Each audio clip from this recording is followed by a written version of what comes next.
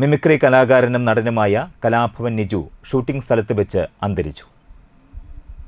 കന്നഡ ചിത്രമായ കാന്താരയുടെ രണ്ടാം ഭാഗത്തിൽ അഭിനയിക്കാൻ കർണാടകയിലെ ലൊക്കേഷനിൽ എത്തിയതായിരുന്നു. അവിടെ വെച്ച് ഹൃദയാഘാതം മൂലം മരണപ്പെടുകയായിരുന്നു.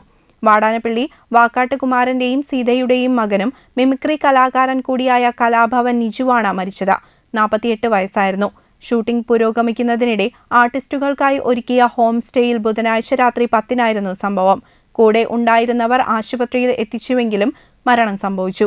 സംസ്കാരം വെള്ളിയാഴ്ച രാവിലെ 10-ന് വാടാനപ്പള്ളി പൊതുശ്മശാനത്തിൽ നടത്തി. ഭാര്യ സുരജ, നിമ്മി, നീതു എന്നിവർ മക്കളാണ്.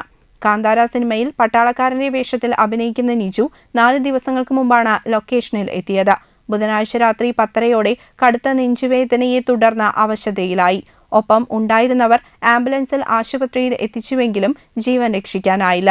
ഉണ്ണി മുകുന്ദൻ നായകനായ മാളികപ്പുറം, മാർക്കോ, ജോജു ജോർജിന്റെ പണി എന്നിവ ഉൾപ്പെടുന്ന നിരവധി സിനിമകളിലും മിന്നുകെട്ട്, സ്നേഹാഞ്ജലി, ശ്രീരാമൻ, ശ്രീദേവി ഉൾപ്പെടെയുള്ള വിവിധ സീരിയലുകളിലും അഭിനയിച്ചിട്ടുണ്ട്.